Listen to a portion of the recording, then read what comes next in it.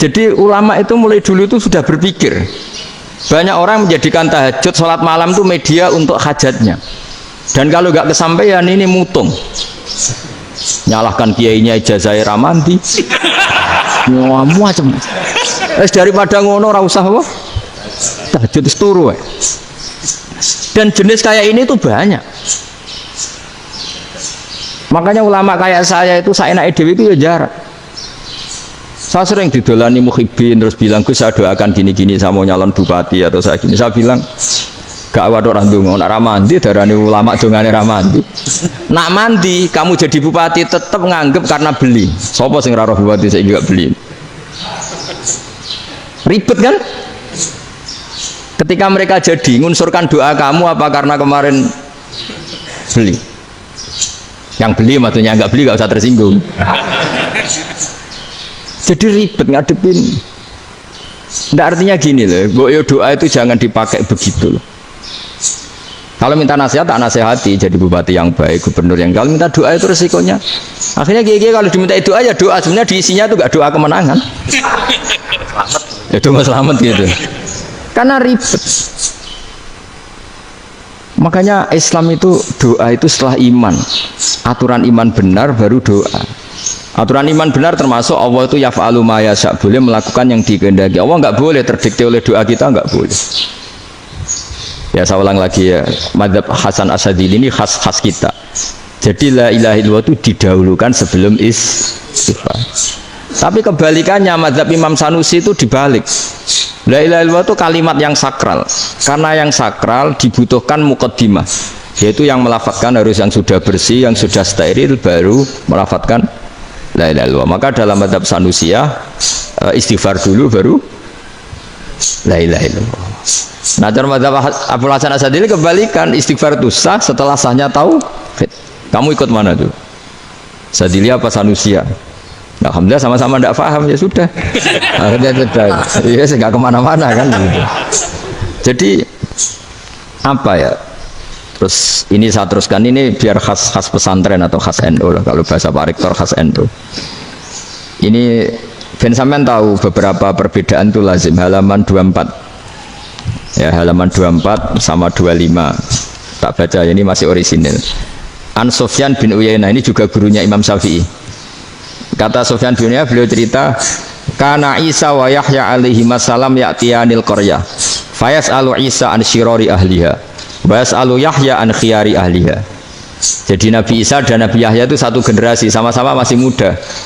Kalau di satu kampung yang Nabi Yahya tanya, ini keluarga terbaik siapa? Saya mau nginap di situ karena kumpul orang baik itu nyaman. Kalau Nabi Isa kebalikan, keluarga terburuk mana ya, saya tak di situ. Nah terus akhirnya faqala lahu Yahya lima tanzilu ala syirarin nas, kenapa kalau kamu bermalam kok malah kumpul orang-orang yang nakal? Innama ana tabibun udawil mardo, saya ini nabi para dokter, di mana-mana dokter yang ngumpuli yang sakit, ngobati yang sakit. Makanya di NU itu ya banyak Kiai Jazab mengumpuli yang nakal-nakal. Nak tepak yang entas yang nakal, nak ora tepak ya katut. Ini adu nyali lah sudah itu. Tapi itu ada ilmunya, yaitu niru Nabi siapa? Isa. Kalau kamu dokter penelitian itu cari daerah yang banyak pandemi apa yang bersih? Yang banyak pandemi, karena yang namanya penelitian ya di situ kan. Kalau kamu dakwah ngentas kemiskinan, ke daerah miskin apa daerah kaya? Nah sama, kalau ngentas kefasikan, ke daerah fasik apa daerah orang soleh? Fasik. Ya, tapi itu Nabi Isa. Nah, kalau kamu tidak Nabi kan potensinya kan ngacut itu. Tapi setidaknya bahwa kita sering disalahkan karena punya beberapa tokoh yang ngancani fasik-fasik, itu sebenarnya ada dalilnya, yaitu Nabi siapa? Isa. Nah terus masalah tegas dan lunak. Ketika ada mahasiswa misalnya pacaran, boncengan lanang dan perempuan, itu pilihan kita apa? Kalau tegas terus gak mau mendengar kita, misalnya gini, contoh gampang, tak beri contoh Pak D, jangan orang tua, nanti secara fikih itu beda. Nah ini kan kita orang pesantren, nah, biasa ngaji fikih detail. Kamu Pak D seorang perempuan mahasiswi misalnya sering pacaran, setiap ke situ sama pacarnya kamu diam saja, padahal kamu dosen keislaman. Mesti pawanaan kamu nyimpulkan ternyata pacaran itu tidak apa-apa, buktinya Pak D itu tidak negur, menengahi. Ini berarti asukut halal mungkar. Tapi kebalikannya, Pak D ini terkenal keras. Nak rono mesti ra diaku ponaan. Akhirnya yo ora rono. Mesti ngerti nak mesti diamuk. Nah, dua orang ini sama-sama gagal kan? Yang lunak menjadikan ponakannya pacaran terus karena enggak negur sehingga dikira membolehkan. Sing keras juga gak sempat bina wong rono era wani. Akhirnya dua orang ini sama-sama enggak ketemu, sama-sama enggak berkesempatan membina kan? Gagal membina kan? Karena yang keras ponakannya enggak pernah situ, berarti enggak bisa bina kan? Yang lunak membiarkan berarti juga ada bina.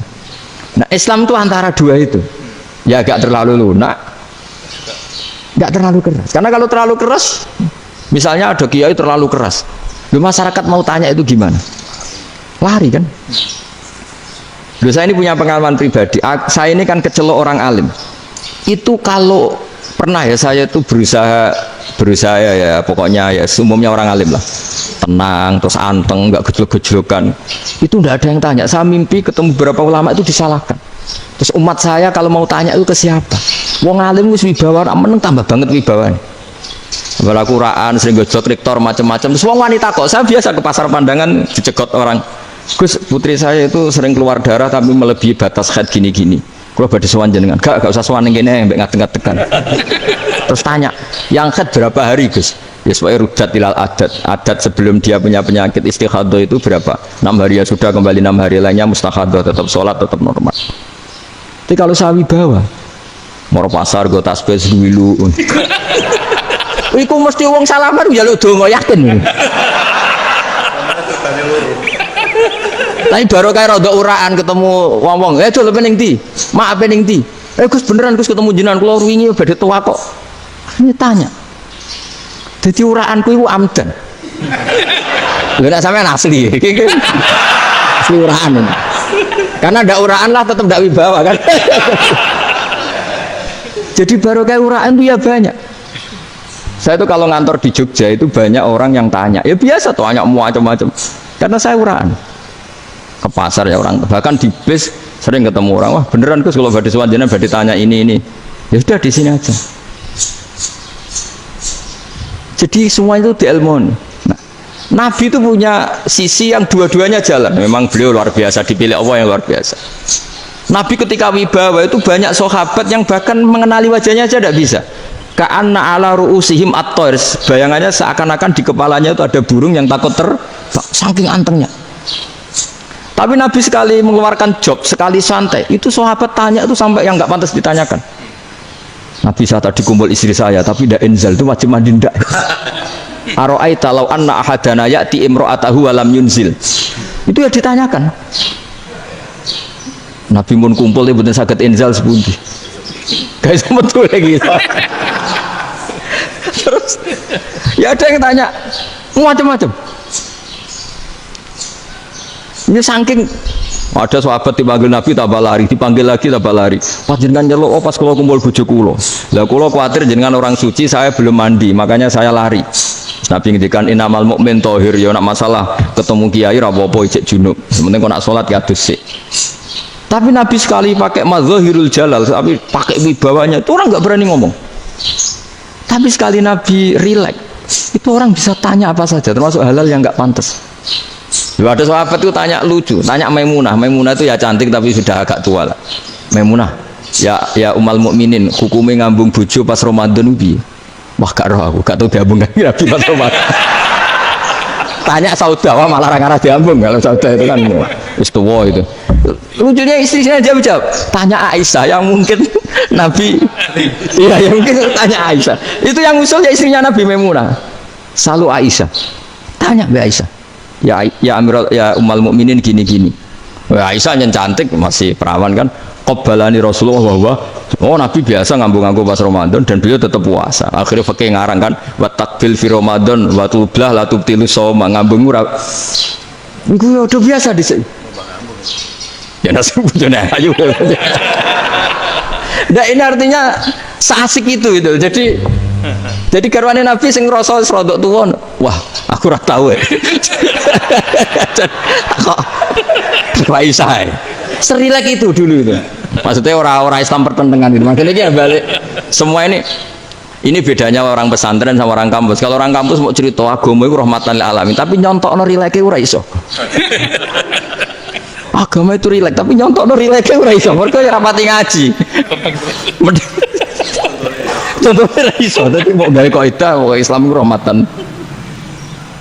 Jadi Nabi itu lah, Allah juga gitu. Allah itu kalau sudah memperlihatkan madzahirul jalal, itu mbok malaikat Jibril rawani. Ketika Allah dengan madzahirul jalal. Tapi kalau Allah dengan madzahirul jamal, madzahirul apa? Jamal. Ibu yo gojo-gojo kan ambek makhluk gojo. Yo buli-bulian cara sakniki. Ya sampean delok ning hadis syafaat itu, akhiru man dakhalal jannah atau akhiru man kharaja minan nar, itu di beberapa judul. Ada seorang rojul yang ahli neraka ya, dintas mbek pangeran, terus ditudono swarga. Gusti, swarga sengiler tok ora wong wayu roh, wis wong ngiler tok. Ngerjaluk Gusti mosok roh tok ora oleh mlebu. Jarimu asal mlebu metu kon neraka ora jaluk-jaluk meneh. Sumpah lho ya, gak jaluk apa-apa meneh. Mboten Gusti. Sekali saya keluar dari neraka ndak akan minta apa-apa lagi. Wis. Wallahi, wallahi, la as'alu ghairah. Mesti ghairah khoslah, ghairah tilkal khoslah. Ini ku selain keluar dari neraka saya tidak akan minta lagi. Didono swarga wong do kelono seru wibet kan. Sing bojone elek kan dendam dadi ning swarga iki. Swarga wis macam-macam. Gusti mosok roh tok ora oleh mlebu. Jarine ra janji ra njaluk meneh. Akhire ya wis didelokno neraka. Jadi pangeran jawabe gampang, didelokno neraka. Roh neraka begitu menyakitkan, begitu ngeri. Sudah Gusti saya tidak minta surga, sementing nggak masuk neraka. Rabbana srif anna adzab jahannam. Setelah lama itu diadepno swarga njuk mlebu swarga, terus diadepno neraka. Akhirnya ya sudah. Saiki mlebu swarga gak apa-apa. Iku jawabe lucu. Atas taziu binjenengan ngenyek kula. Mung karuan ahli swarga kok mlebu swarga. Terus akhirnya mlebu swarga, kan mlebu swarga tamanna, sangen-angen sembuh jaluk apa? Orang angan-angan yang indah-indah laka wa asratu amsal ya siku tak turuti wa asratu amsalih lan lipatan ke 10. Jawab wong lanang iki lucu. Atas tazi ubi wa anta rabbul alamin. Jenengan pangeran kok ngenyekan. Maksudnya wis karuan aku ora pantes. Terus jare pangeran la astazi ubika walakinni alama asya'u qadir. Aku gak ngenyek kowe, pancen aku pangeran. Nuruti kowe iku iso. Jadi Allah sendiri ketika dengan madzahirul jamal itu malaikat ya ono sing wani bantah. Masyhur itu kan malaikat yang bantah pangeran atas alufia mayufsidu fiha wa yasfikut, karena Allah dengan madzahirul jamal. Yang paling masyhur Nabi Musa. Nabi Musa itu ketika Nabi Mi'raj. Nabi Mi'raj itu beliau kira-kira di langit keempat lah yang masyhur atau kelima. Melangkahi. Nabi Musa menangis, ya Robbi ini apa-apaan? Orang sing ja'a ba'di kemudian melangkahi makom saya ini apa-apaan? Jadi Nabi Muhammad kan apapun hebatnya kan junior. Kok melangkahi makom saya ini apa-apaan? Enggak fair ya? Sampai Nabi Muhammad itu tanya gini sama Jibril, reaksi Allah gimana ketika melihat Musa seperti itu? Jawab malaikat Jibril lucu, ya roh khiddatahu, Allah sapal gayane Musa biar ya dibiarin aja sama Allah. Tapi yang jenenge Nabi Musa itu kekasihnya Allah, tetap berkah bagi kita. Betul. Ketika setelah Mi'raj diwajibkan sholat 50, gentenan Nabi Musa kelihatan nabinya. Sebenarnya Nabi Musa itu sebetulnya loh, gak nguntungkan kita sebetulnya. Tapi yang nguntungkan, sebenarnya tidak niat nguntungkan kita, tapi nguntungkan. Nabi Ibrahim kan di langit ke-6, keren lah. Konti jong ketemu Allah ngeten-ngeten kan sholat seket. Karena Nabi Ibrahim terkenal Nabi baik, ada bantah. Bareng Nabi Musa, kenapa diceluk pangeran? Aku akan sholat ping seket. Inna umataka la tutiku dalik. Wah, gak kuat umatmu. Serai-rai gak umatmu ora ngarah kuat seket roda. Tapi sebenarnya Nabi Musa itu niatnya bukan membela kita. Fa inna ummati la umatku sing gagah-gagah ra iso meneng umat. Berarti sebetulnya ya, itu masih pakai gengsinya gitu. Wes ngono-ngono lah sementing kita untung. Ya, sebetulnya dia itu gak terima. Wong umat saya aja yang lebih kuat. Gak kuat apalagi umatmu. Nah terus sebutini irji ila rabbika fas'alhu takhfif. Itu berarti Allah dengan madzahirul jamal. Sudahlah, datang ke Allah minta keringanan. Allah itu baik. Minta, ambek Allah itu ringanan mau 5 tok. Jadi cek 4-5. Balik Nabi Musa, piro 45, cek ra kuat umat. Wong umatku ora kuat, jadi sebenarnya bilang umatku ora kuat. Lho cara Nabi Muhammad model wong Malang, yo beda umatku mbek umatmu. Ribet kan? Itu. Lho Nabi Muhammad kan tidak seperti itu kan? Tidak punya akhlak Malang kan? Akhlak. Maksudnya akhlaknya mujur itu, akhlak yang baik gitu. Ya akhlak yang mujur, bukan yang Malang gitu. Jadi Nabi ya manut. Tinggal 40 kan, dikurangi lagi 35 sampai 9 kali kan? Masyhur itu. Ya kan kalau dikurangi 55 kan berarti turun naik kan 9 kali. Itu setelah 5 itu Nabi Musa cek usul masih ragu. Itu cara Nabi munggah nentek.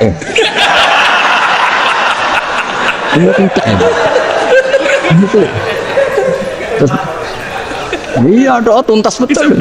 Sebebas. Terus munggah ado-ado laopo. Ngapain itu? Akhirnya Nabi Muhammad sudah sampun ya kalimah Allah. Saya ini malu sama Allah Musa.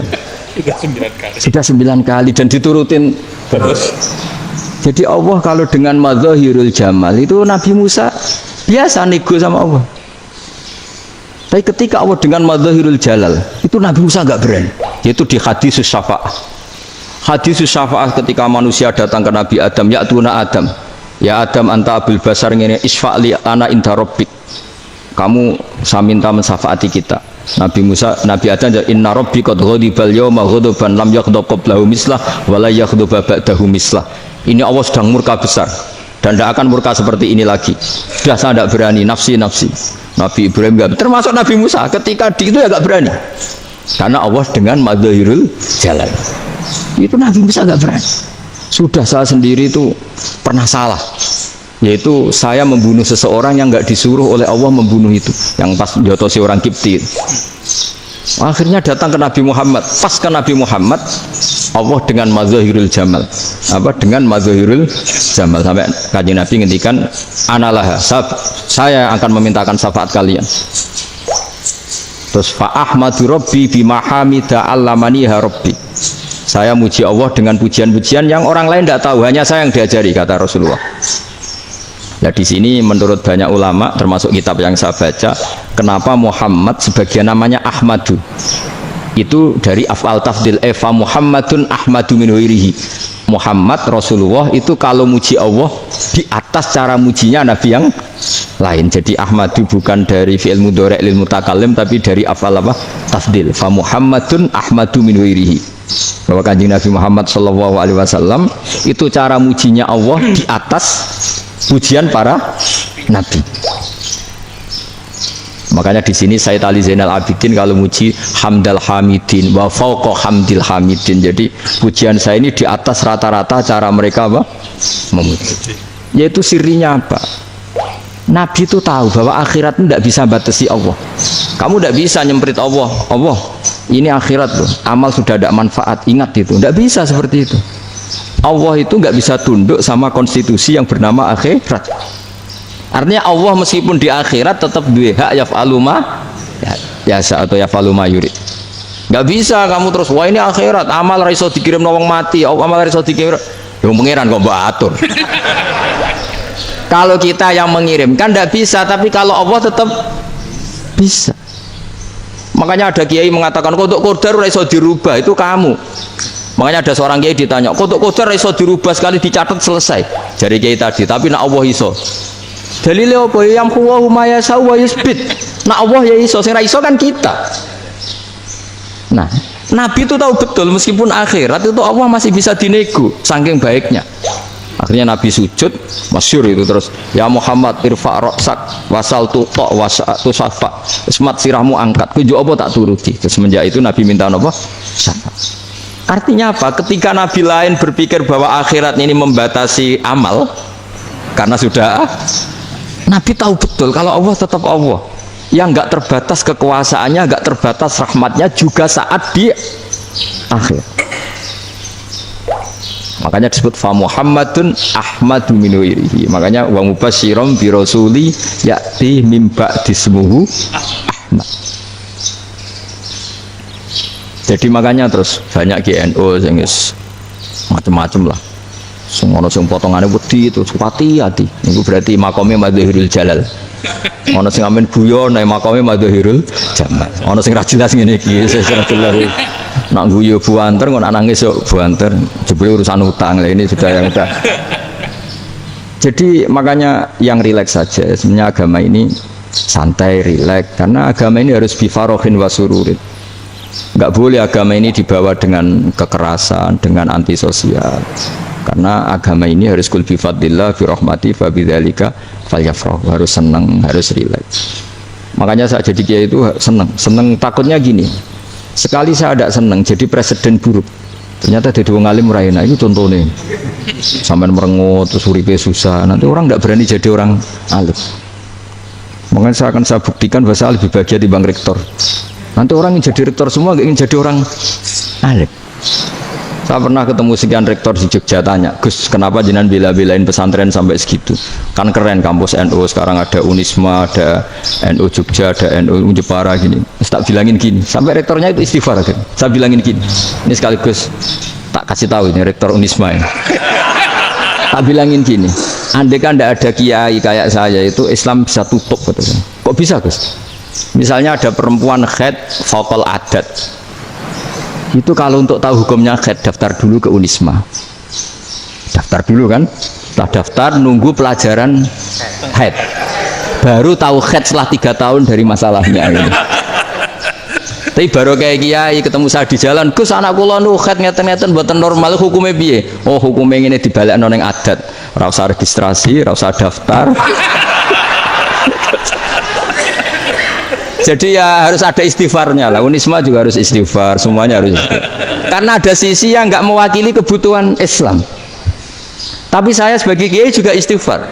Karena fakta hukum mengatakan yang boleh jadi KUA yang jabat, yang boleh kemenak yang punya gelar. Dan ini yang mengawal Islam secara undang-undang karena mereka yang bikin. Nah, karena kiai tidak punya gelar tidak bisa jabat di situ. Saya juga istighfar. Jadi tidak sampai untuk yang istighfar. Karena yang kebutuhan ini terwakili yang punya gelar. Tapi yang punya gelar juga harus istighfar tadi. Mosok kepen roh hukum haid ngenteni kuliah se. Ngentek itu aja nanti nunggu guru yang pas mata pelajaran itu. Ya, terus kapan dekne salate wong jawabannya belum ketemu. Tapi baru kayak saya kan ketemu di jalan tanya. Gus saya sering ketemu. Gus saya ini bapak angkat. Mau nikahkan putri saya itu gimana itu kalau cerita wali sebenarnya anak saya sok, kalau nggak cerita nggak sah karena saya bapak angkat. Itu banyak. Hanya tak akali ya sudah wali yang sebenarnya taukil pada hakim tanpa diketahui, tapi hakikatnya itu taukil hakim. Itu kan tidak gampang. Nah, tapi kalau tanyanya di kampus registrasi dulu, daftar dulu, baru tahun berapa ada pelajaran itu? Semester 5 baru tak. Iya kan? Semester 5 ya? Iya. Oh, itu kan. Jadi jangan kira terus sistem Unisma itu yang terbaik di dunia, tidak juga kan, tidak juga. Dan sistem-sistem yang lain maksudnya ada aja. Tapi sistem kiai loh, Bamun juga sering pesen saya, kue kudu seneng pegawai negeri, kiai sing jaga agama pegawai negeri. Kemarin pas acara 7 harinya Gus Robasa matur itu di depan para kiai. Setelah saya jadi kiai ya itu nyata. Islam di Papua, di NTT yang bawa siapa? Dokter negeri, ya kan? KUA negeri, barokahnya mereka negeri dijamin negara kan, barokahnya muslim berkebutuhan Islam, akhirnya bikin musola di situ, bikin masjid. Bahkan di Korea Utara itu ada masjid bawaan duta besar karena banyak duta besar muslim berkebutuhan masjid. Yang bisa gini itu yang negeri apa yang swasta? Negeri lah. Di sini kiai tidak mewakili semua kebutuhan apa? Islam. Tapi kampus juga enggak, kampus Islam sekalipun tidak memenuhi semua kebutuhan Islam tadi. Masa orang tanya kan nunggu semester berapa tadi? Semester 5 masih daftar dulu. Nunggu pelajaran itu. Payahnya pas ketemu dosennya, saya tidak pernah kan ribet kan? Pas dosennya cowok gitu. Jadi sudahlah, makanya ini. Iya, makanya ini kan bentuk kearifan. Jenengan ngakui fungsi kiai kayak saya itu bentuk kearifan. Saya juga ngakui jenengan ini butuh kearifan. Saya sering didolani KUA itu. Itu rata-rata ya didikan kiai.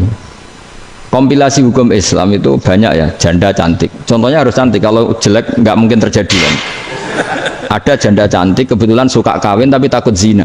Seorang lagi suka kawin tapi takut, itu seringnya gitu Pak Rektor. Jadi dia kawin bosen, bilang ke KUA, Pak saya sekarang mau nikah sama ini. Loh, tapi kamu mau punya suami. Ya tapi kan gak tercatat Pak. Itu KUA-nya rata-rata itu nggak berani. Meskipun nggak tercatat, karena secara fikih meskipun nggak tercatat tetap dia seorang perempuan yang bersuami, maka nggak boleh nikah sama orang lain. Jadi coba kalau nyun sewu KUA hanya ngikuti hukum formal, yang penting di catatannya nggak punya suami, ya dinikahkan saja kan. Tapi mereka enggak, karena didikan kiai nggak berani. Artinya gini, kalau hanya pro hukum catatan sipil, maka ini dinikahkan bisa karena nggak tercatat. Tapi secara hukum santri nggak bisa dong menikahkan perempuan sing dadi zaujin yang punya suami. Nah, ini barokahnya kerjasama yang baik. Jadi di masyarakat itu tertanam didikan kiai, nggak boleh nikahkan perempuan yang bersuami. Tapi di KUA ngikuti hukum formal. Dan di Indonesia itu KUA itu rata-rata konsultasinya ya sama kiai. Sehingga ya nggak berani akhirnya, meskipun aku mlebu rokok mbak gak iso. Dan itu banyak. Seorang lagi ya, makanya ini kan pesantren itu nggak boleh mati. Orang kiai-kiai kayak saya nggak jelas-jelas itu harus lebih jelas lagi. Karena ini yang on time, yang online, yang siapa saja bisa tanya. Saya itu SMS saya itu nggak punya HP WA. HP jadul itu SMS-nya tiap hari tak berapa, orang yang tanya dari Kalimantan, dari Aceh. Gus di kampung saya ada masjid 2 itu yang Samana, ada yang dari orang perkotaan. Gus di perumahan baru ada masjid, yang Jumatan baru orang 12, sah enggak? Ya langsung saya jawab, sah. Dalilnya ini. Ya sudah. Nah, tapi kata Imam Syafi'i gini, harus orang 40, itu madzhab Syafi'i, dalam madzhab yang lain gini-gini. Itu kalau tanya rektor itu kan ribet, masuk ajudan dulu, asisten dulu, panjang.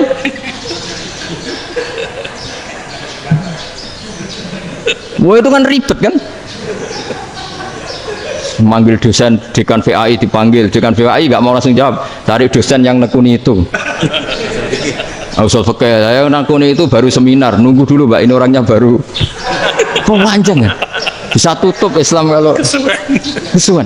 Coba kalau tanya kiai kan enggak ketemu di jalan. Dulu Mbah Zubair kata Mbah Mun, saya termasuk santri yang diapresiasi Mbah Mun. Bisa Mbah Zubair yang ngono, anak nong takok besuan gak oleh, gak takok ning kene.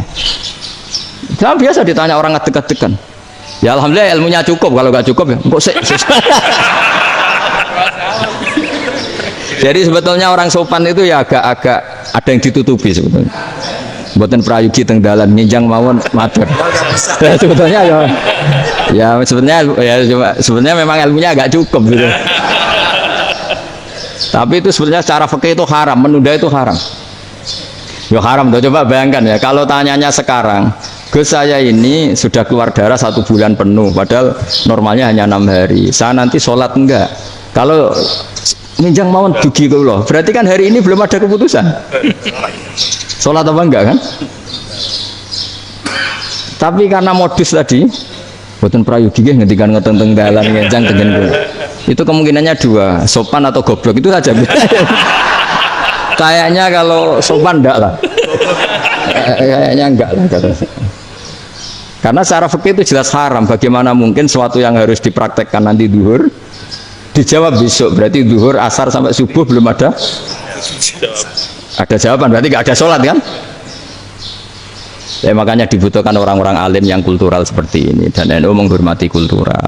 Tapi Mbah Mun juga sangat menghormati Islam formal, karena tadi produk-produk formal itu bisa dilembagakan oleh negara, dan itu kita ikut untung gitu. Makanya Mbah Mun itu kalau punya tamu KUA, punya tamu polisi sampai pejabat itu. Kenapa saya contohkan KUA? Supaya jangan kira seperti pendapat orang-orang hasud, wah mesti aja disolani presiden seneng, menteri seneng. Enggak juga. Sebenarnya semua kiai itu mulai KUA sampai polisi, polsek, polres itu seneng semua, karena sama-sama diajak mengawal bangsa ini, diajak mengayomi semua masyarakat. Tapi kadang-kadang masyarakat ngeritiknya, jenis kiai disolani menteri ya seneng, presiden. Padahal yang soal kiai itu yang mulai KUA, kapolsek, kepala desa, RT, mudin. Itu mungkin kalau tanya lucu-lucu. Gus kalau nate nyembelih pitik kemanian, pitik gue gede man. Akhirnya Gus ngerti nak kemanian langsung tak sebelah benda terusane ku sah tau. Waduh ribet. Ya tak jawab, lah pite masih gue urip to ora. Terus urip Gus, wis sah cara madzhab Malik kerja urip. Karena itu ada perdebatan antara madzhab Malik dan madzhab Syafi'i. Nah, cara Imam Syafi'i itu agak ketat. Hewan yang punya kehidupan sudah mutharibah, misalnya ayam jago, contohnya harus jago, karena kalau ayam kecil diikhlaskan haram. Jadi yang cilik wae kan gitu. Fikih itu ya, fikihnya orang Indonesia itu pecundang. Kalau ayam kecil nggak ditanyakan, mate ra wis. Kalau jago, jago ditabrak truk kejet-kejet. Andai kan nggak disembelih pun mesti mati. Itu cara madzhab Syafi'i itu haram. Karena penyembelihan ini tidak menjadi penyebab kematian, tapi memang karena kecelakaan tadi. Ini cara madzhab Imam Malik enggak. Andai kan nggak disembelih, matinya kan 2 menit lagi atau 1 menit lagi. Andai kan nggak disembelih, berarti mati sekarang itu bawaan pisau apa bawaan kecelakaan? Ya sudah halal gitu caranya. Nah akhirnya ya saya bilang ya sudahlah kita semuanya mati. Jadi cara debat, cara Imam Syafi'i enggak, cara berpikir itu sudah tidak kehidupan yang normal, yang dimana-mana penyembelihan itu mematikan yang hidup normal. Jadi agak ketat. Sehingga dalam contoh kemanian, kalau dalam bahasa Jawa nyembelih agak sempurna, terus pesonya jatuh atau apa itu, kalau pakai madzhab Syafi'i agak kesulitan. Jadi kalau madzhab Malik asal diselesaikan secara fauron, dan juga sebagian madzhab Syafi'i itu halal. Nah orang mesti tanya gitu, Gus, wedhusku tabrak truk, man Gus kejet-kejet. Nak pitik cilik ra ditakok. Makanya termasuk kritiknya Mbah Mun, tapi ini madzhabnya Mbah Mun ya, kamu boleh ikut boleh ndak, karena ini urusan ndak penting. Jadi wong-wong lucu, nak ditakoki yuyu muni haram mergo amfibi. Yuyu ngerti ya, Man? Yuyu nggih. Tapi nak ditakoki kepiting muni halal. Mergo nak yuyu haram gak eman, nak kepiting eman.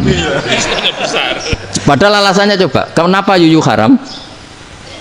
Karena amfibi kan, bisa di air. Pertanyaannya, kepiting seperti itu ndak? Nah, tapi kepiting kalau haram kan eman. Karena besar. Ya? Karena besar kan. Kalau yuyu silahkan haram kan gitu. Artinya apa? Fikih kita ini agak-agak pecundang gitu, agak-agak pertimbangan. Iya, ini lucu kan? Kualitatif. Coba alasannya yuyu haram karena apa? Amfibi kan? Hidup 2 alam. Pertanyaannya kepiting seperti itu enggak? Iya. Iya, kenapa? Kalau orang tanya, yuyu haram apa halal? Rata-rata jawab haram. Tapi kalau kepiting mulai khilaf. Loh, mestinya kan sama kan? Nah itu karena unsur imannya. Iya tadi. Saya juga sering melihat tonggo-tonggo itu. Ayam cuwilik samene ketabrak truk, nggak ada yang tanya. Tapi saya pernah jalan-jalan di Naruan sini, ono jago ketabrak, sing duwe langsung marani kula. Pas saya naik motor, Gus ini halal apa haram? Nah langsung kula sebelah halal apa haram? Wis kanggo kowe halal ya halal. Karena saya tahu tak jawab haram mesti kecewa itu. Aduh, kiai ini beratnya kan. Ya akhirnya ya saya setelah itu materi Imam Syafi'i ngapunten umat kula nu rahasia madzhab jenengan tuh ndak sia. Untuk madzhab ini ndak sama. Iya kan akhirnya pakai madzhabnya Imam Malik tadi. Kita Fatihah Imam Syafi'i ini mboten niat nglawan jenengan. Tapi ngobati tiang eman. Mergo pitike besar itu. Jadi ini kan ceritanya itu, makanya yang rileks saja lah, bahwa Islam ini yang rileks, yang menyenangkan, karena ya agama ini harus menyenangkan. Raditu billahi robba, raditu itu senang banget, ridho itu puas, nggak boleh beragama pertuntungan terus emosinan, ya marem, raditu itu marem, jadi yang nyaman. Ya saya kira demikian. Assalamualaikum warahmatullahi wabarakatuh.